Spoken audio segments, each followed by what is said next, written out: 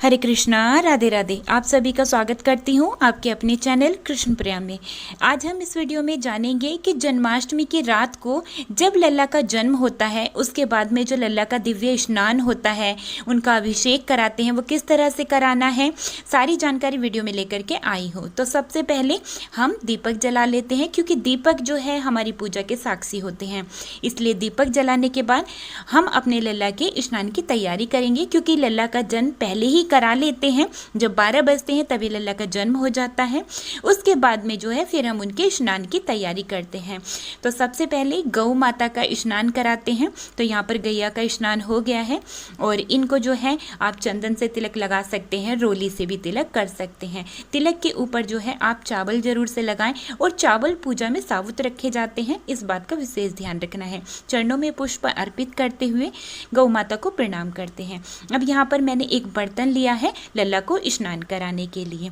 देखिए, जो जन्माष्टमी पे रात को लड्डू गोपाल जी का स्नान कराया जाता है वो विशेष स्नान होता है। तो यहाँ पर देखिए, मैं चंदन से स्वास्तिक नहीं बनाऊंगी और गुलाब के फूलों की पंखुड़ियों का इस्तेमाल किया है, और एक तुलसी पत्ता हमें जरूर से रखना है जब हमें लल्ला का स्नान कराना है। और ये शुद्ध जल लिया है, इसमें भी मैं थोड़ी सी गुलाब की पंखुड़ियाँ डाल लेती हूँ। देखिए, कान्हा जी का जो जन्म होता है वो रात्रि को 12 बजे होता है, और जो हम लल्ला का दिव्य स्नान करवाते हैं वो 12:02 पे आप करवा सकते हैं। तो यहाँ पर जो लल्ला ने हमारी सुबह पोशाक धारण की थी, अब मैं उसको हटा लेती हूँ, क्योंकि ये अभी तक जो है फूलों में ही रखे हुए थे। तो अब उनका जन्म हो गया है, तो अब हम लल्ला को स्नान कराएंगे। स्नान हमें जो है इस दिन पंचमृत से कराना है। आप पंचमृत से सुबह के समय भी लल्ला को स्नान करा सकते हैं, नहीं तो आप जो है रात्रि को तो पंचमृत से स्नान जरूर से कराएं।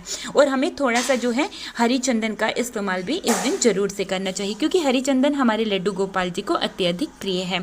तो ओम नमो भगवते वासुदेवाय, ओम श्री कृष्णाय वासुदेवाय नमः, इस मंत्र का जाप करते हुए, हरे कृष्णा महामंत्र का जाप करते हुए आप लल्ला को पंचामृत से स्नान करा सकते हैं। मैंने सारी चीज़ें अलग अलग रखी हैं, एक जगह नहीं मिलाया है। आप एक जगह सारी चीज़ों को मिलाकर भी लल्ला को स्नान करवा सकते हैं। ये अब हम घी से स्नान कराएंगे।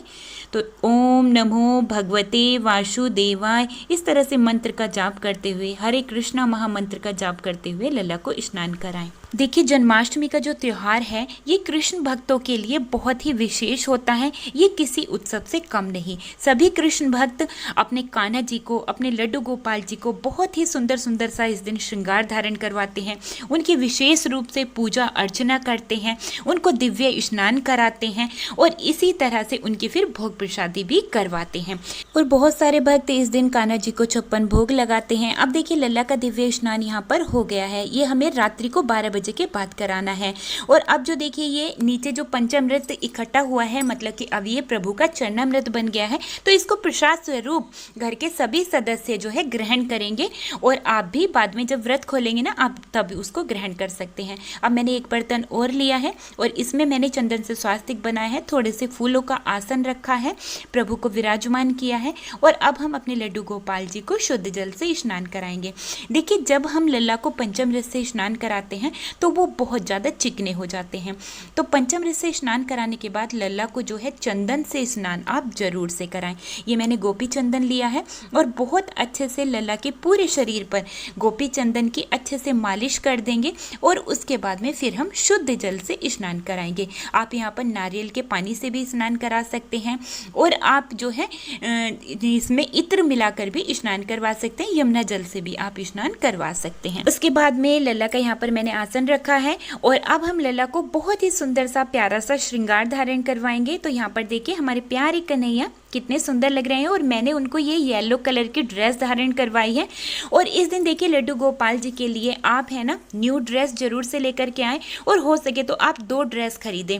एक तो आप सुबह में धारण करवाएं, फिर एक रात्रि को 12 बजे जब लड्डू गोपाल जी को आप दिव्य स्नान करवाएं जन्म के बाद में, उसके बाद में भी न्यू ड्रेस पहनाई जाती है।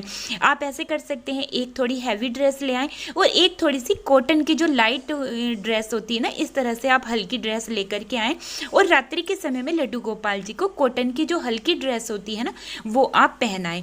तो इस तरह से देखिए हमने जो है अपने कन्हैया को तिलक भी कर लिया है चंदन से, और ये मैंने हरी चंदन से तिलक किया है।